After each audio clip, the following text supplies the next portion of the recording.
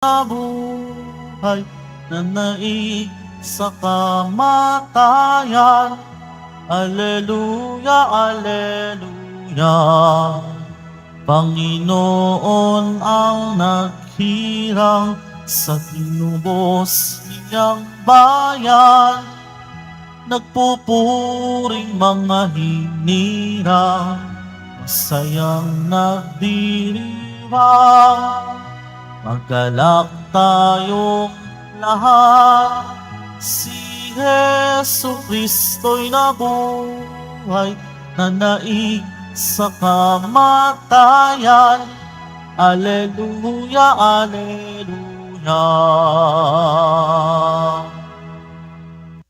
Sa ngalan ng Ama at ng Anak at ng Espiritu Santo, Amen. sumainyo ang Panginoon. At sumayo rin. Mga kapatid, aminin natin ang ating mga kasalanan upang tayo ay maging marapat gumanap sa banal na pagdiriwang. Inaamin ko. Sa makapangyarihang Diyos at sa inyo mga kapatid, na lubha akong nagkasala sa isip, sa salita at sa gawa, at sa aking pagkukulang. Kaya isinasamo ko sa mahal na Birheng Maria, sa lahat ng mga anghel at mga banal, at sa inyo, mga kapatid, na ako'y ipanalangin sa Panginoong ating Diyos. Kaawaan tayo ng makapangyarihang Diyos, patawarin tayo sa ating mga kasalanan, at patnubayan tayo sa buhay na walang hanggan. Amen. Panginoon, kaawaan mo kami. Panginoon, kaawaan mo kami. Kristo, kaawaan mo kami. Kristo, kaawaan mo kami. Panginoon, kaawaan mo kami. Panginoon, kaawaan mo kami. Manalangin tayo.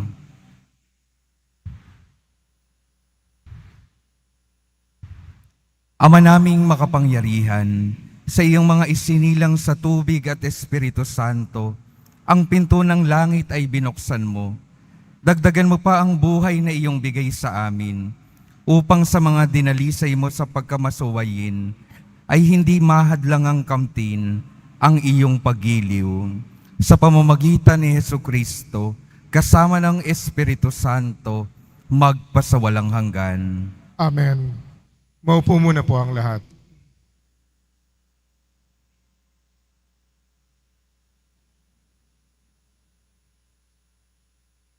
Pagbasa mula sa mga gawa ng mga apostol.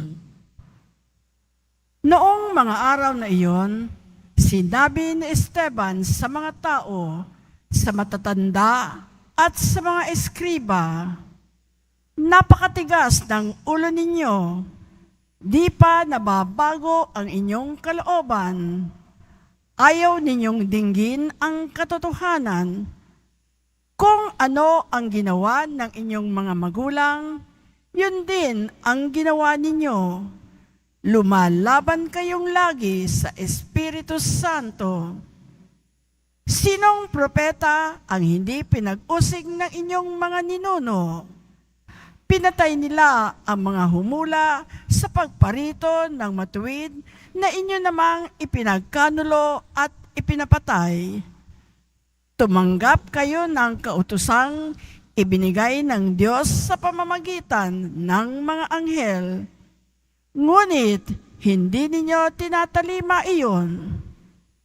Nang marinig ito ng mga bumubuo ng Sanhedrin, sila'y nagngalit dahil sa matinding galit kay Esteban.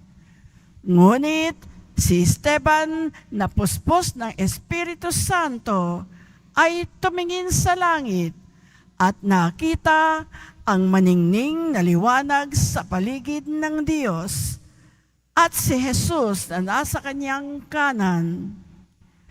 Bukas ang kalangitan, sabi niya, at nakikita ko ang anak ng tao na nasa kanan ng Diyos. Tinakpan nila ang kanilang mga tainga at nagsigawan. Pagkatapos, sabay-sabay silang dumaluhong sa kanya. Kinaladkad nila si Esteban hanggang sa labas ng lungsod upang batuhin. Hinubad ng mga saksi ang kanilang mga kasuotan at iniwan sa isang binatang nagngangalang Saulo. At pinagbabato nila si Esteban na nananalangin naman ng ganito, Panginoong Jesus, tanggapin mo ang aking espiritu. Lumuhod si Esteban at sumigaw ng malakas, Panginoon, huwag mo po silang panagutin sa kasalanang ito. At pagkasabi nito'y siya'y namatay. Kasang-ayon si Saulo sa pagkamatay kay Esteban. Ang salita ng Diyos. Salamat sa Diyos. Poon, sa mga kamay mo, habilin ko ang buhay ko. Poon, sa mga kamay mo, habilin ko ang buhay ko. Tanging kublihan ko, ako ay ingatan, tagapagtanggol ko't aking kaligtasan, tagapagtanggol ko at aking kanlungan. Ayon sa sabi mo, ako'y patnubayan. Poon, sa mga kamay mo, habilin ko ang buhay ko. Sa mga kamay mo, habilin ko'y buhay ko, tagapagligtas kong tapat at totoo. Ikaw, poon, aking pinananaligan, magbubunyi ako, magsasayang tunay sa iyong pag-ibig na walang katapusan. Poon, sa mga kamay mo, habilin ko ang buhay ko. Itong iyong lingkod, sana ay lingapin. Ingatan mo ako't iyong pagpalain. Iligtas mo ako at iyong sagipin. Tanda ng pag-ibig na di nagmamaliw. Iyong kinalinga at iningatan mo laban sa adhika ng masamang tao. Poon, sa mga kamay mo, habilin ko ang buhay ko. Tumayo na po ang lahat.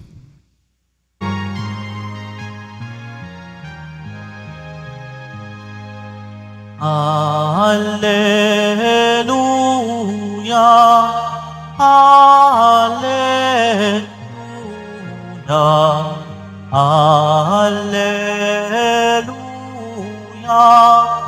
Alleluia.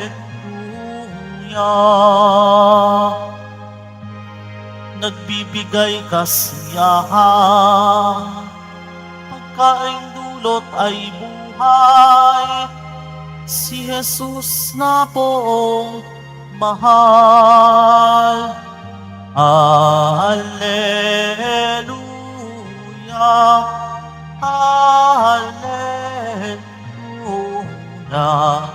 Alleluia, Alleluia.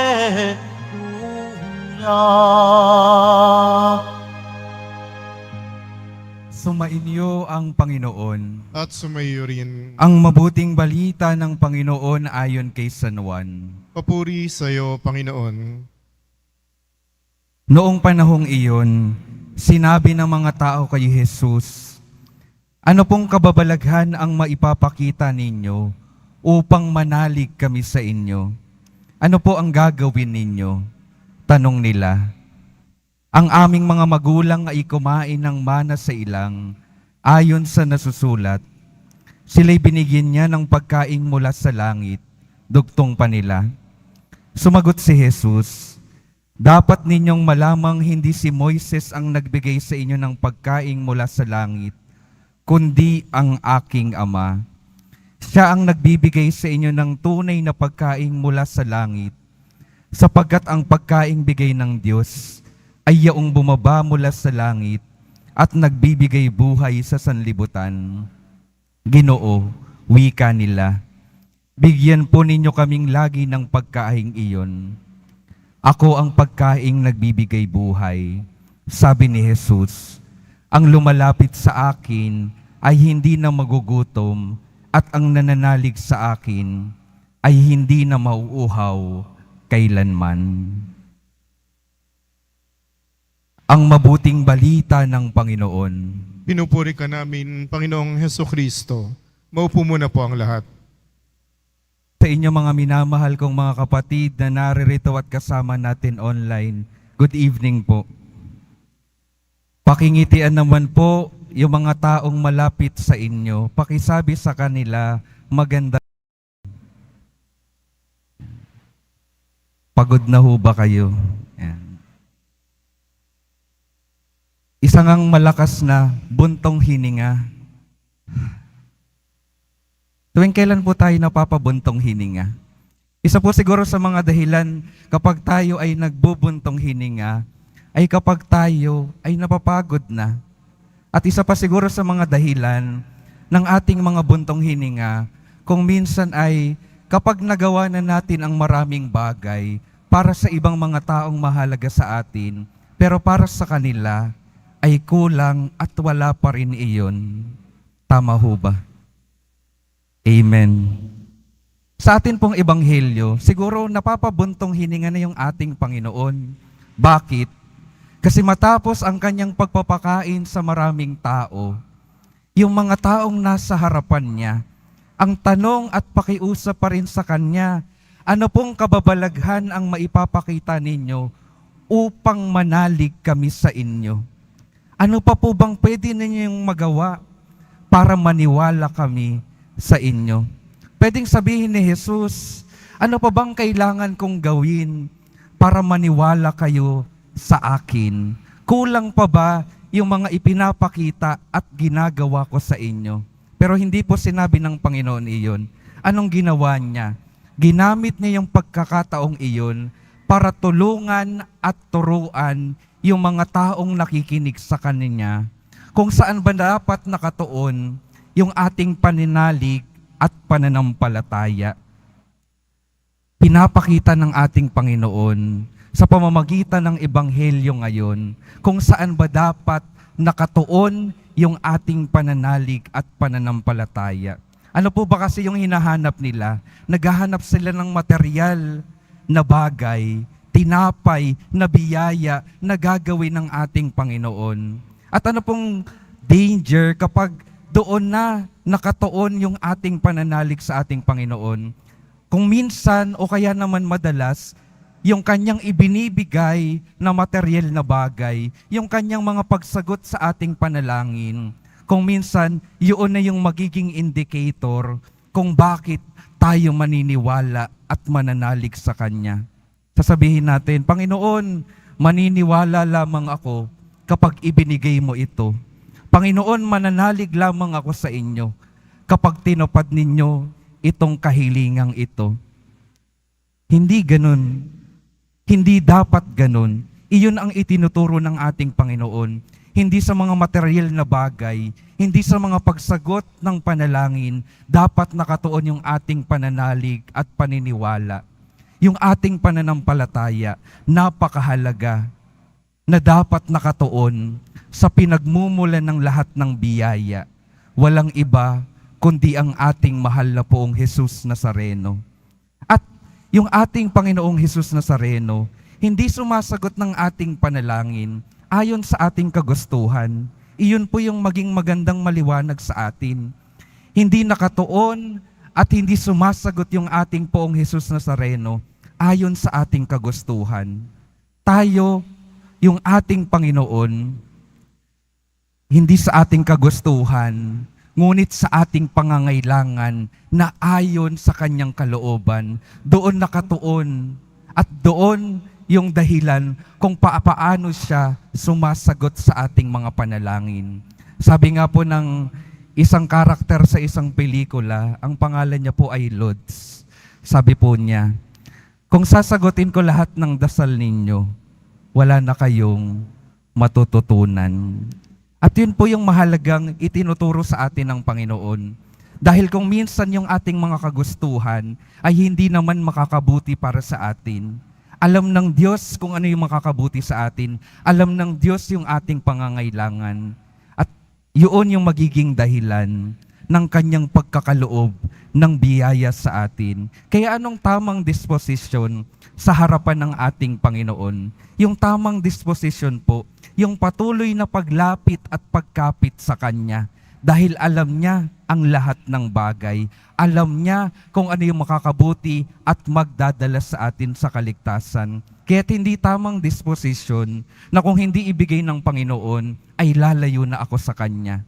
Dapat patuloy na paglapit, patuloy na pagkapit, at patuloy na pagbubukas ng ating sarili kung ano ba yung tamang daan na Kanyang inilaan para sa ating lahat. Kaya mga minamahal kong mga kapatid, yung patuloy na pagbibigay ng tinapay, ng biyaya sa araw-araw ng ating makakain, makakatulong po iyan para makatawid tayo sa pang-araw-araw. Pero ang tunay na sagot, para yung ating araw-araw, yung ating buhay, makatawid mula dito sa mundong ito, patungo sa buhay na walang hanggan, ang tanging sagot ay ang ating Panginoon, ang Panginoong Jesus Nazareno. Kaya ang ating Panginoong Jesus Nazareno, anong ginagawa niya?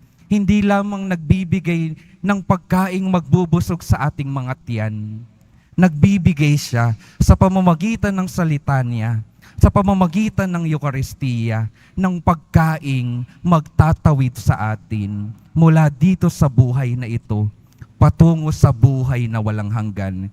Kaya minamahal kong mga kapatid, ang patuloy pong paanyaya sa atin, nawa patuloy tayong maglaan ng panahon para tanggapin ang ating Panginoon sa Eucharistia, sa Kanyang salita, para tunay niya tayong magabayan dito sa mundong ito, patungo sa buhay na walang hanggan. At upang ang ating mga buhay magkaroon ng kapanatagan, kahit na hindi nangyayari ang mga nais natin, dahil may pagtitiwala tayo na kung anong ibigay ng Diyos, yun ang makakabuti sa atin. Kung anong hindi niya ibigay, nagtitiwala tayo na hindi iyon makakabuti sa atin, at may ibibigay ang Diyos na mas makakabuti at makakapagdala sa atin sa ating kaligtasan. Kaya mga minamahal kong mga kapatid, patuloy tayong lumapit sa Diyos, patuloy na kumapit sa Diyos, na nais tayong itawid mula dito patungo sa buhay na walang hanggan. Amen.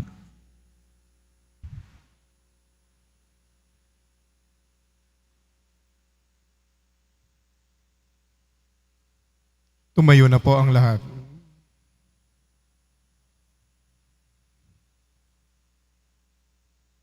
Minamahal kong mga kapatid, inaanyayahan tayo na umasa kay Jesus upang makamit ang kasiyahang maibibigay lamang ng ipinangakong langit. Sa bawat panalangin, ang ating sasabihin, Jesus, tugunan mo ang lahat ng aming gutom at uhaw.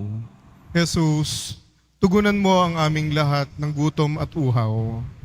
Ang simbahan naway magsikap na maihatid ang pag-ibig ni Jesus sa lahat ng taong nagugutom sa tinapay ng buhay.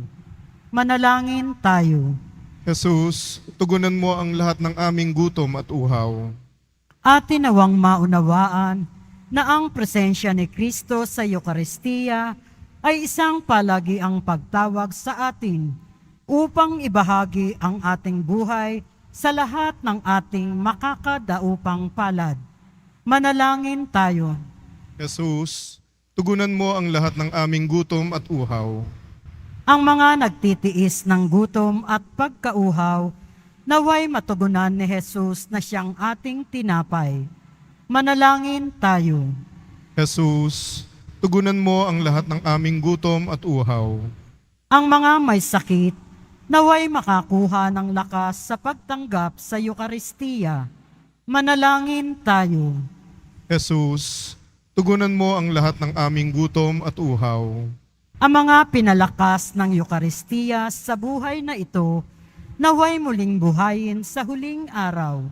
Manalangin tayo. Jesus, tugunan mo ang lahat ng aming gutom at uhaw.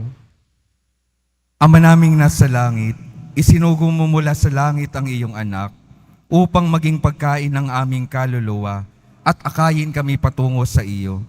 Marapatin mo na sa pamamagitan ng aming pananampalataya kay Jesus na tinapay ng buhay.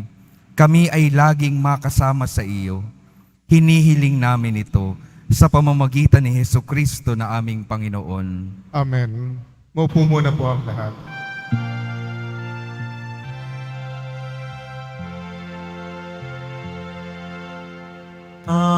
Tanggapin mo, O Panginoon, ang alay ng bayang nagdiriwang.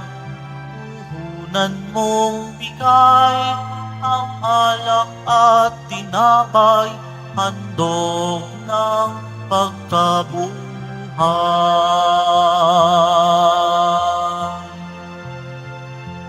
Pinupuri kita, Poon, sapagkat ako'y iniligtas. Mga kaaway di makuhang matuwa mula sa libingan. Tanggapin mo, O Panginoon, ang alay ng bayak nagdiriwang. Puhunan mong bigay ang alak at tinapay, handog ng pagkabuhay.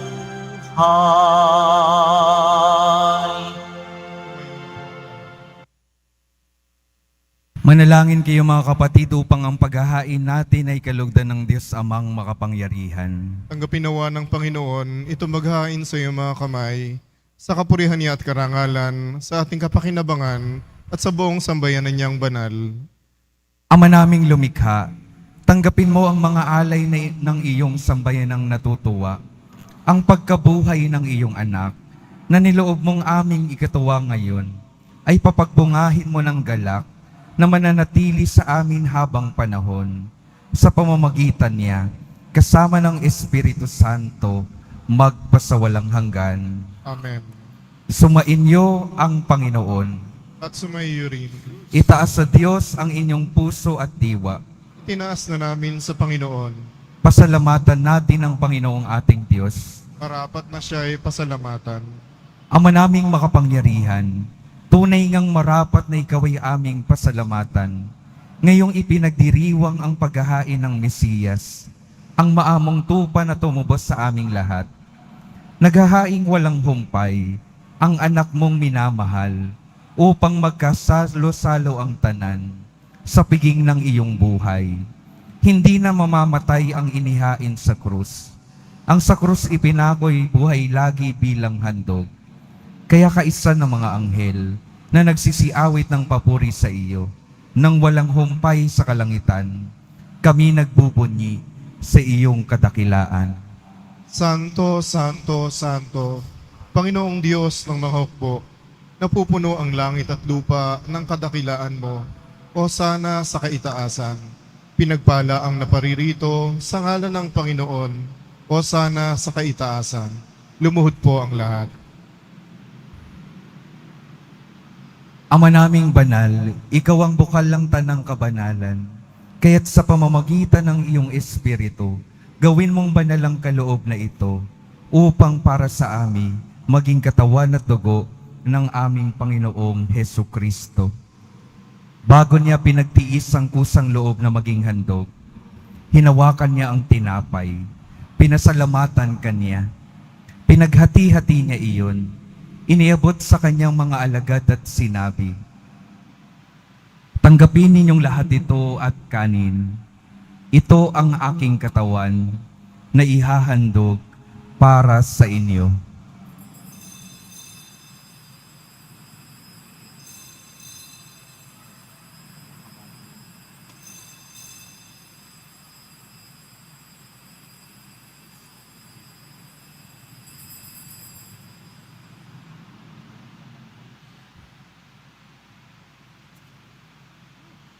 Gayon din naman nung matapos ang hapunan, hinawakan niya ang kalis. Muli kanyang pinasalamatan. Iniabot niya ang kalis sa kanyang mga alagad at sinabi, "Tanggapin ninyong lahat ito at inumin. Ito ang kalis ng aking dugo, ng bago at walang hanggang tipan.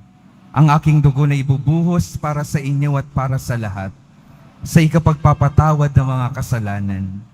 Gawin ninyo ito sa pag-alala sa akin."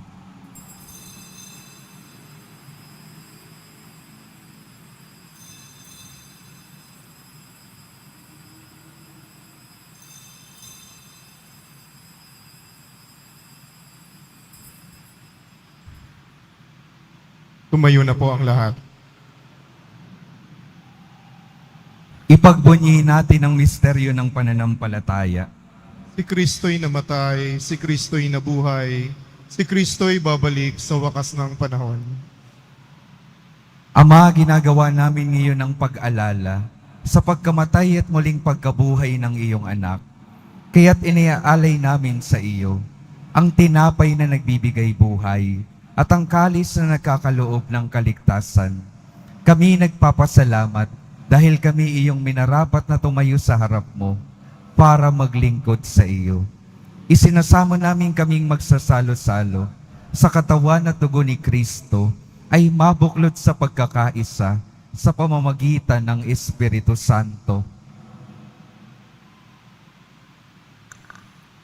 Ama, lingapin mo ang iyong simbahang laganap sa buong daigdig.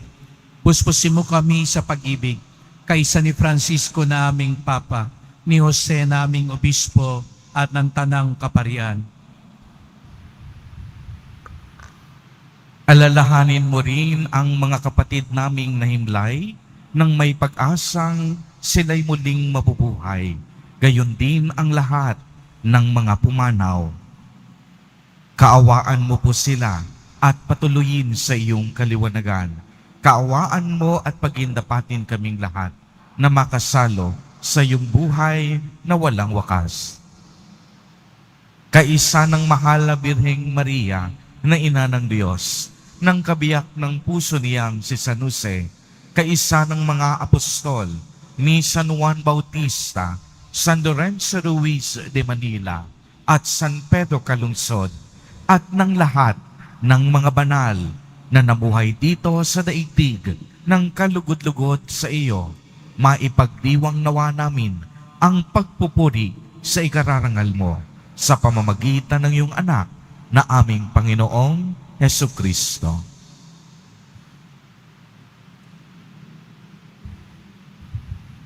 Sa pamamagitan ni Kristo, kasama niya at sa Kanya, ang lahat ng parangal at papuri ay sa iyo, Diyos Amang makapangyarihan, kasama ng Espiritu Santo, magpasawalang hanggan. Amen.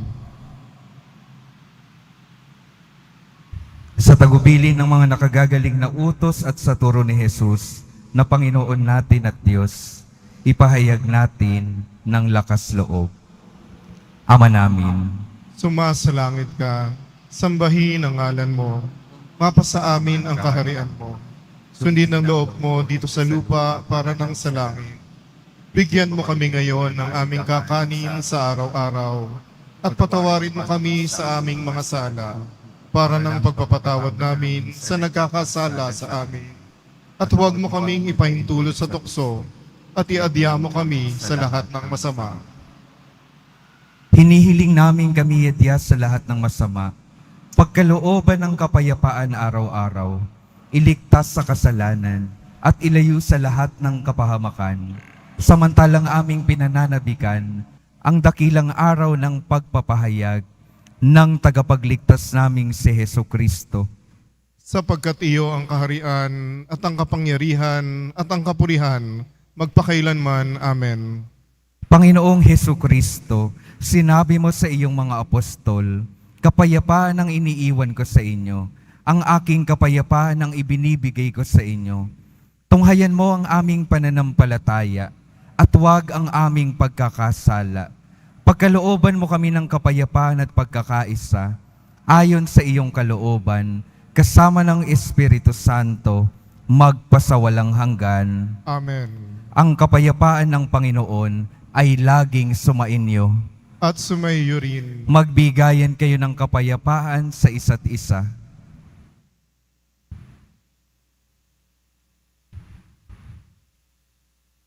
Kordero ng Diyos na nag-aalis ng mga kasalanan ng sanlibutan, maawa ka sa amin. Kordero ng Diyos na nag-aalis ng mga kasalanan ng sanlibutan, maawa ka sa amin. Kordero ng Diyos na nag-aalis ng mga kasalanan ng sanlibutan, ipagkaloob mo sa amin ang kapayapaan. Lumuhod po ang lahat.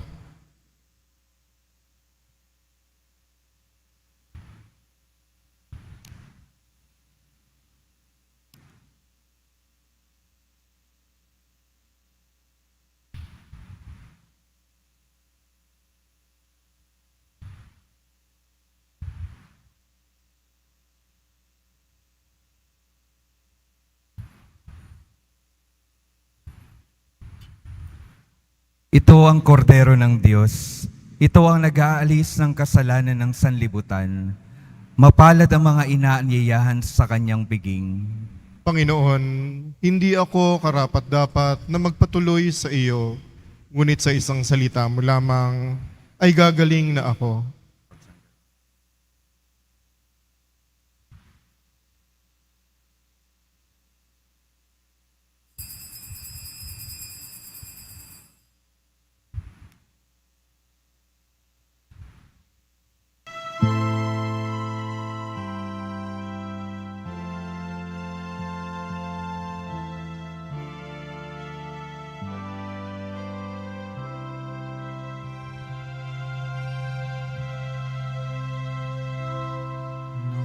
Greater love than yours, for you laid down your life for friends you call your own.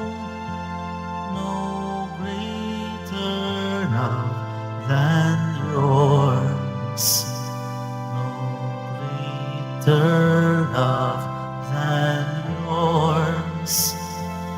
You took the bitter cup, became our bread and wine.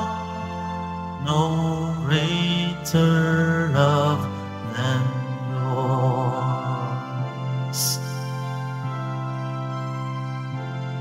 Dakilang pag-ibig, wala nang daraig,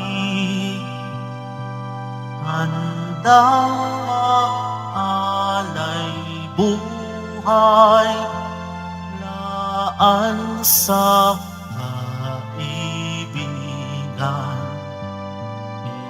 Inako mo ang kalis, tinapay ka ng buhay, alak ng kaligtasan, dakilang pag-ibig. Tumayo na po ang lahat. Manalangin tayo. Ama naming mapagmahal, tunghayan mo at lingapin ang iyong sambayanan na minarapat mong makinabang sa piging na pang magpakailanman.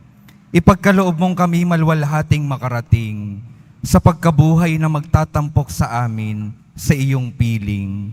Sa pamamagitan ni Hesukristo, kasama ng Espiritu Santo, magpasawalang hanggan. Amen. Mga minamahal kong mga kapatid, ang patuloy pong pinapaalala sa atin ng ating mahal na Poong Hesus Nazareno na siya ay sumasagot sa ating mga panalangin, hindi ayon sa ating mga kagustuhan, ngunit ayon sa ating mga pangangailangan na nakaloob sa kanyang kagustuhan. Nawa patuloy tayong kumapit sa Kanya at magbukas ng ating mga sarili para patuloy tayong magabayan niya, patungo sa buhay na walang hanggan. Sumainyo ang Panginoon. At sumayo rin. Mahal na poong Jesus Nazareno, inihayag mo sa pamamagitan ng krus ang walang maliw na pag-ibig ng Diyos sa sangkatauhan. Pakinggan mo ang kahilingan ng iyong angkan na nagsusumamo sa iyo. Makamtanawa nila ang iyong katugunan at tanggapin ang kasagutan na may utang na loob na tinatanaw. Basbasan din po ninyo ang mga daladala nilang mga imahin at dasalan. Nawa sa pamamagitan ng bendisyon na ito ay maalala nila ang mga pangako nila noon sa binyag na ikaw ay kanilang iibigin at paglilingkuran bilang Panginoon magpasawalang hanggan. Amen. At pagpalain kayo ng makapangyarihang Diyos, Ama, Anak at Espiritu Santo. Amen. Humayo kayong mapayapa, taglay ang pag-ibig ng poong Jesus Nazareno. Salamat sa Diyos.